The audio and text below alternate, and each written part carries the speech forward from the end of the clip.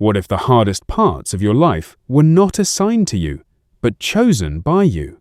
Before you were born, before you had a name, before you had a body, a family, or even a memory. What if you were shown the life you were about to live? The suffering, the victories, the people you would love, the people you would lose, and even the moment your life would end. And then you were asked one question: do you agree? According to one of the most controversial ancient texts ever written, you said yes. The Book of Enoch describes a place where souls exist before entering human bodies. It describes beings who oversee them. It describes records containing what will happen on earth.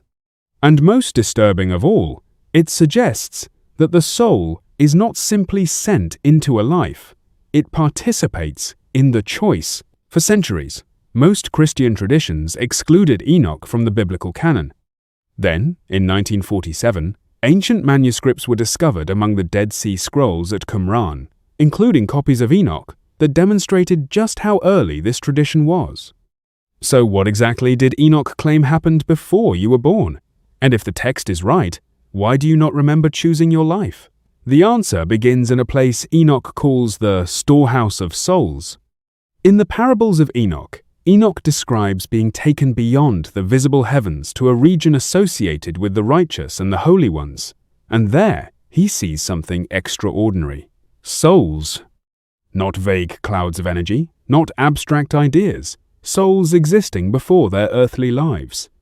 They are gathered in a place where Enoch is shown the hidden structure of creation, the movements of the heavenly bodies, the divisions of time, and what the text calls the portions or assignments given to spirits.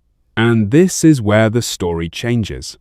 Because these souls are not described as simply waiting, they are shown, they witness something, they receive something. And the language of the passage has led some interpreters to see an active response, a soul being presented with what lies ahead. In other words, the soul is not merely sent, it sees. But what does it see? Enoch never gives us a simple list. Instead, the surrounding chapters describe the heavenly order, the movements of the stars, the divisions of time, judgment, and the assignments given to spirits. The implication is chilling. Every soul receives a portion, a measured experience, a life with circumstances already known in the heavenly record. And this is where Enoch begins to sound remarkably close to an idea found in other ancient traditions. The idea that existence on earth is not the beginning of the story. It is the middle. There is an important difference, however. Enoch's account is not simply about reincarnation. It is about assignment. The text describes heavenly beings responsible for different aspects of the process: Michael, Raphael, Gabriel, and Phanuel. They are presented as having different responsibilities within the heavenly order. One oversees the righteous, another is associated with human spirits, another with the powers of heaven, and Phanuel is associated with repentance. That last detail matters, because if the soul enters life with a predetermined assignment, why would repentance be necessary? Because the text does not portray human life as a perfectly controlled script, the soul can wander, it can fail, it can forget, and it can return. The agreement, if that is what Enoch is describing, is not a prison. It is a framework, a path that can still be lost. And that leads to the most unsettling part. Because, according to the text, the soul is not shown only the beginning. It is shown the measure of its life. In another passage, Enoch describes the heavenly records and the measurements associated with the righteous. The language of measurement is important. Because Enoch's vision repeatedly presents time as something structured, divided, and assigned, and some interpreters have connected this with the idea that a person's lifespan itself is measured before earthly existence. Think about what that would mean. Not just that you will be born, but that this is what your life will contain, and potentially that this is how long it will last. Imagine standing outside time, seeing the life you are about to enter, and knowing that one day you will have to leave it. Then imagine being given the choice. Would you still say yes? If that question made you stop for a moment, subscribe to Enoch Unveiled, because the next part is where this ancient idea becomes even stranger. The text does not only describe souls, It describes a record of everything that will happen. Enoch is eventually shown what he calls the tablets of heaven. These are not the tablets associated with Moses. They are described as heavenly records containing what will happen on earth. Events, generations, judgments, the unfolding of history. Enoch is instructed to record what he sees and preserve it for those who come after him. And if we follow the logic of the text, these records become something more than a history book. They become the master record of creation, a record written before the events occur. And that creates a disturbing possibility. If the heavenly records already contain the events of human history, then your life is not merely happening, it is already known. And if the souls in Enoch's vision are shown their portions before entering the world, then the story of your life may have existed before you ever lived it. But there is one problem.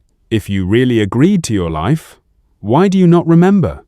Enoch never gives us a modern psychological explanation for forgotten pre-birth memories. The text simply presents the soul as existing in a heavenly realm before earthly life, and then entering the world as a human being. The forgetting is therefore part of the mystery. You remember your childhood, you remember people, you remember events. But if the agreement existed before your birth, you would have no ordinary memory of making it. And perhaps that is exactly what makes the idea so powerful. Because every difficult experience could now be interpreted differently. The loss you never understood, the struggle you never asked for, the circumstances you were born into, the things you wish had never happened. Instead of asking, "Why was this done to me?" the Enochic framework forces you to ask something much harder. What if I agreed to it? That does not prove the idea is true, and it does not mean suffering should be romanticized or excused. But it completely changes the question. And then Enoch introduces another layer, time itself. In the Astronomical Book, Enoch describes the movements of the sun, the moon, the stars, the seasons, and the heavenly bodies. He presents a highly structured calendar of 364 days. He also describes enormous celestial cycles. Modern astronomy recognizes that Earth's orientation in space changes over very long periods, including the approximately 26,000-year cycle associated with the precession of the equinoxes. Some readers have tried to connect Enoch's great cycles with this astronomical phenomenon, but a similarity does not prove that Enoch possessed modern astronomical knowledge. Those are interpretations, not established facts. But Enoch's larger idea remains fascinating. Time is not random. The heavens have order. The seasons have order. The movements of the stars have order, and according to Enoch, human existence belongs to that same cosmic order. The soul enters at a particular moment, it receives a particular portion, and eventually it leaves. This brings us back to the beginning. The Book of Enoch does not give us a modern contract signed by a soul before birth. It does not give us a checklist saying, "You chose this family, you chose this disease, you chose this tragedy." Those claims go beyond what the surviving text actually tells us.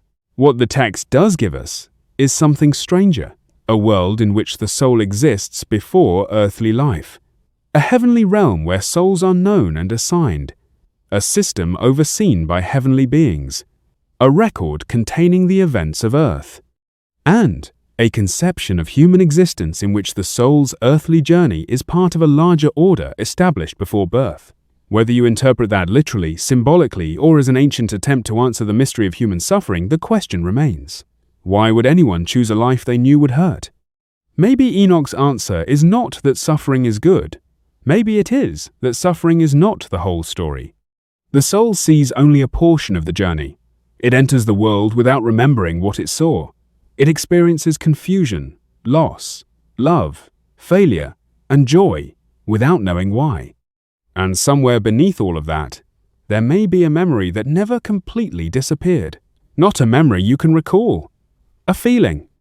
That strange sense that your life means something. That the circumstances you were born into are not the entire story. That there is something you came here to do. Enoch never tells us to take every hardship as proof that we chose it. He gives us something more provocative. A question. What if your life began before you remember it beginning? And if it did, Who were you before you were born? That is where the story of Enoch gets truly difficult, because the ancient text does not end with the question of where souls come from. It leaves us with an even bigger one. What happens when the soul finally remembers? Subscribe to Enoch Unveiled. Subscribe now and turn on notifications. If you want to go deeper into the manuscripts, the ancient traditions, and the passages most people never hear about, that is exactly where we are going next.